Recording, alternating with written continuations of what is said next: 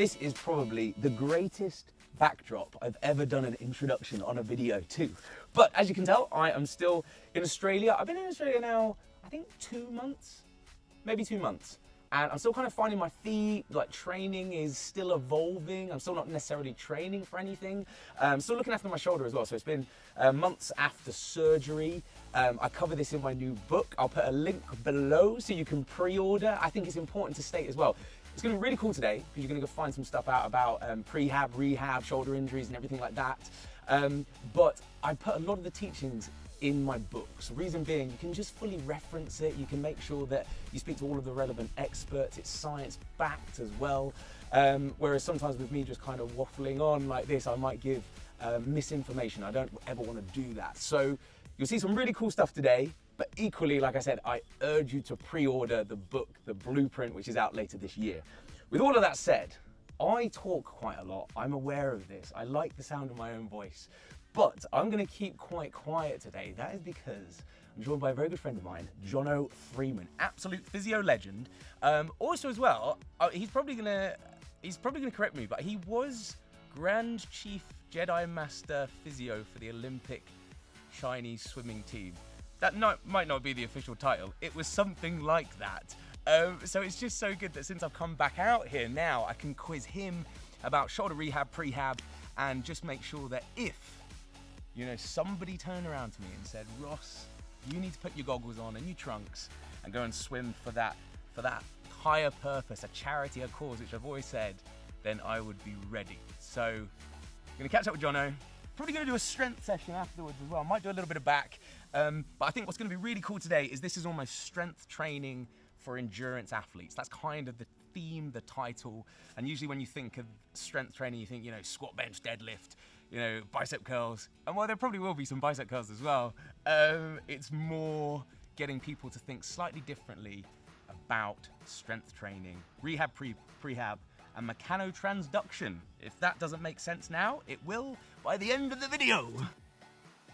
I mean, Jono, I've never been renowned for my mobility, have I?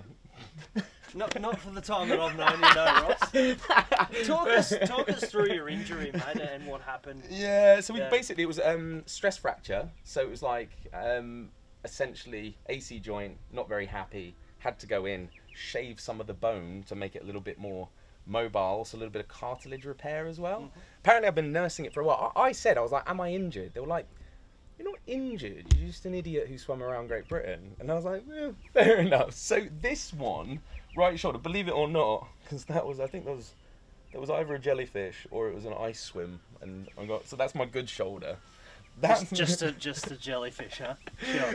So believe it or not, with scars, that's my good one with mobility there. Whereas this one, you can see it still doesn't want to move all that much. And so when we're talking about swimming and understanding the importance of full range of motion for your shoulders as you're swimming, obviously that external rotation and that internal rotation, that pulling power is so important, mate. So I think the first thing we have to really focus on is creating force and creating that range of motion in external position before we load. Right. Obviously, if we're loading things in a decreased range of motion, you're only really going to get the strength in that range of motion that your body loves. Right. As opposed to letting it go, opening it up, finding that new range of motion, and then stabilizing. So I'll show you a few things that we can do around end range activations, end range isometrics, and then coupling that with some movement, some really good movement quality exercises that sort of stimulate a swimming motion. Oh wow, so it's all real sport specific. Very much so, mate. Yeah. And that's the thing, I think when people sort of think about physio, they kind of think like, massaging and kind of like stretching and a bit of mobility, but it's like, no, get in there, generate force. So I have a really strong focus on exercise-based rehabilitation. It's because it's about, as you mentioned earlier, mechanotransduction, which is essentially forces. So our body responds to stresses and strains in the body, which is just like any type of building, essentially. Like the engineering of a building is very similar to our body. So the more force production that we're creating within our body, and the bigger the capacity the body has to resist force, obviously the more resilient your body is going to be. So it's all about creating force, and that's essentially what massage does, is it helps create lengthening force or shortening force. Cool. And it's like you said as well, people always think in terms of like the body responding to stress, stimuli and force in terms of like muscles, you know, that's how your biceps get bigger. But I love what you just said there, because it's not as simple as that. With mechanical transduction, it's ligaments, tendons, it's everything. Everything will respond to force. It's so true, mate. And I think one of the biggest things is capacity and understanding capacity, because if we take a passive approach to an active problem, we're not building the capacity that the activity needs. You know, for you to swim around Great Britain, you need a certain amount of capacity from multiple systems in your body, right? And it's no different when you're talking about the engineering of a shoulder, is that if you want to be able to throw a ball a long way really fast, then you need to understand that the shoulder needs to go into the full range of motion, external rotation, full range of motion of eccentric external rotators to control when that ball lets go, to have the capacity to be able to achieve that goal. And that's what I think is super important to understand, is the rehabilitation process is essentially a 4-step process working into basic strength and conditioning principles. Sweet. So with that said, what we're going to do first?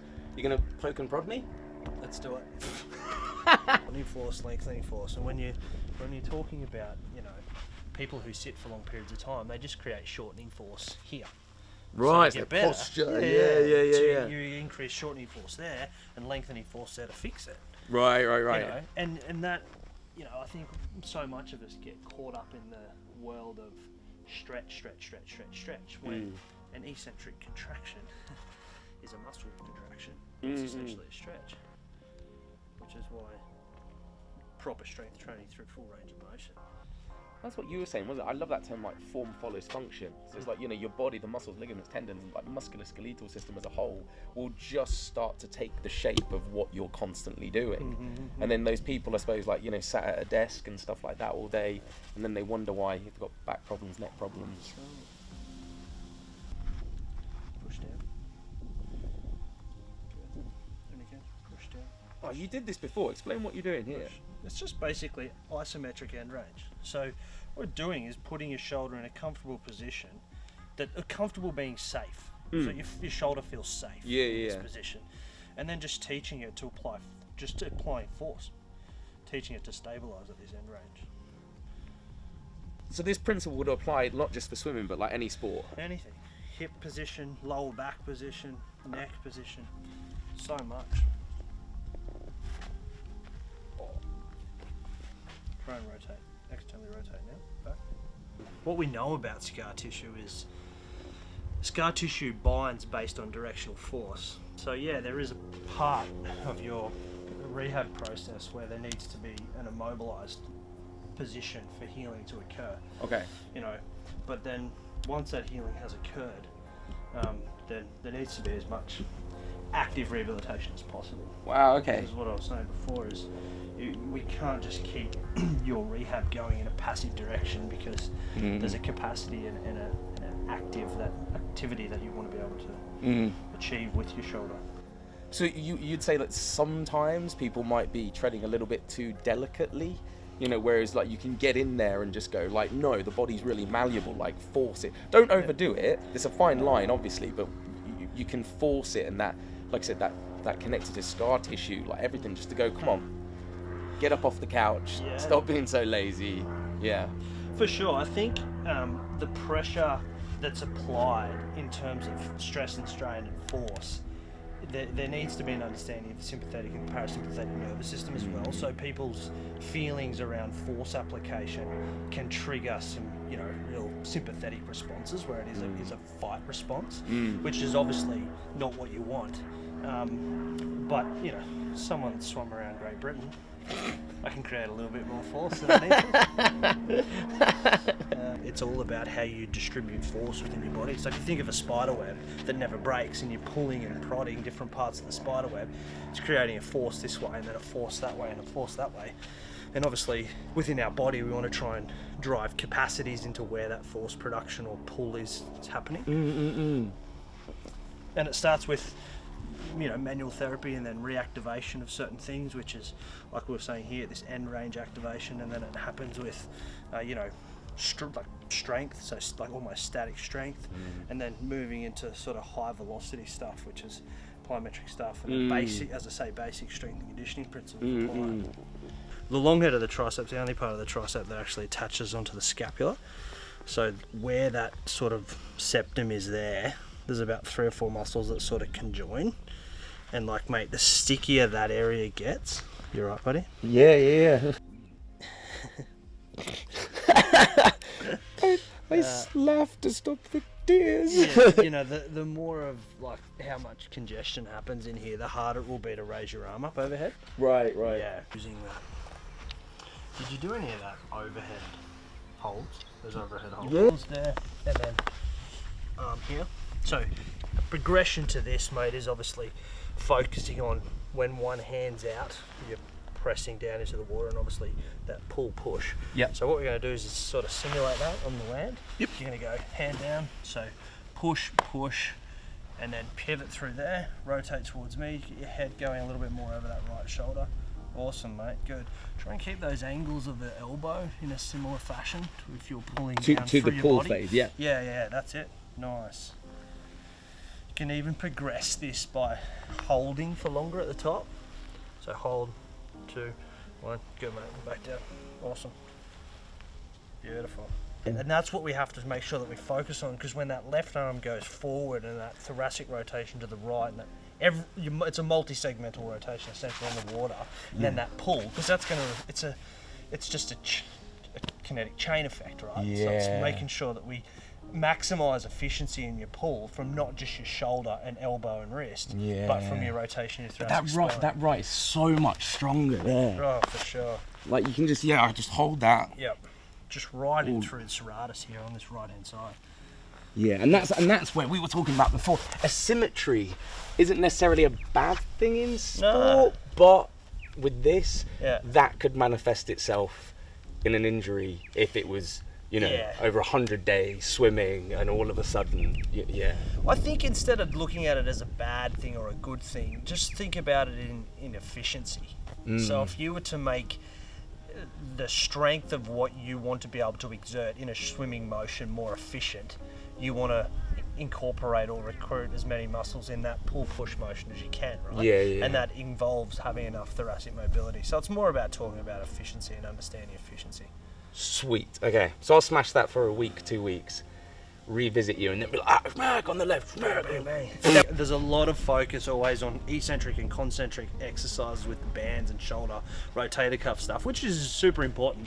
But when you're trying to get range of motion, teaching end range isometrics is a really easy way to sort of cheat your way to get more range of motion. For sure. So boom, end range, weakest point, getting strong there. Perfect. Bang, concentric, eccentric.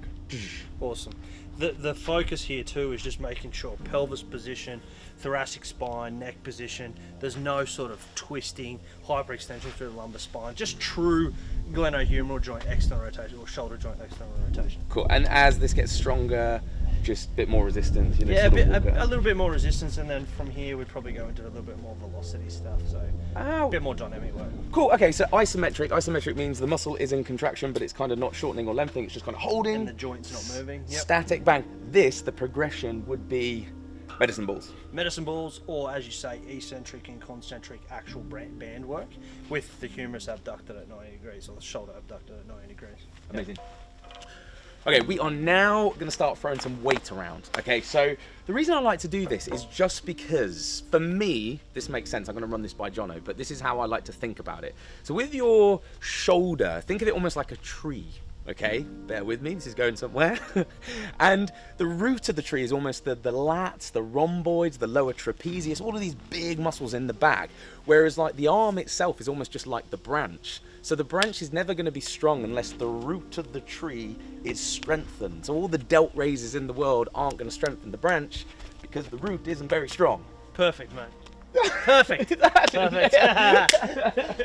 Done. So with that said, what we're going to do, nice functional, just sled pulls, just making sure, bang, unilateral, pulling, serrata, everything, pulling from the back, lower rhomboids, trapezius, lats. Then I'm not going to lie, we might just go and train biceps. Highly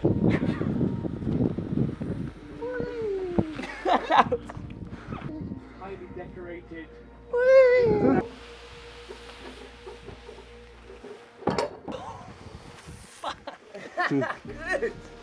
Yes, yes. Good. There you go, there you go. Yes, there you go.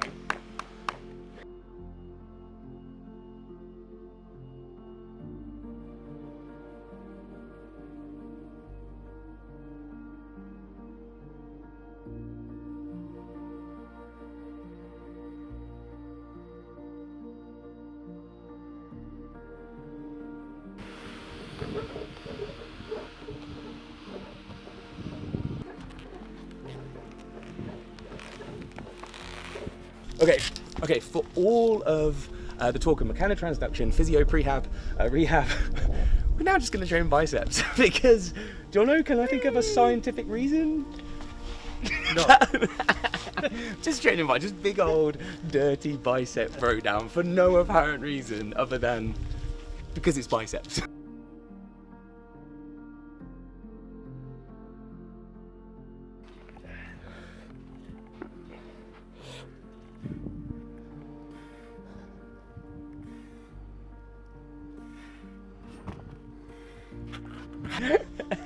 Alright guys, that is it. Do you know what? I hope you've liked this. This was a little bit different. So like I said, strength-based prehab and rehab. So if you like it, subscribe to the channel, leave comments. If you've got any questions for Jono, we'll try our best to answer them on another video. And hopefully if you do like this, it can be like a little sort of mini series as you look at my kind of injured, ailing body and we try to actually get it back to the level of fitness that it was around the GB swim. So thank you for watching. That was mechanotransduction with Jono Freeman.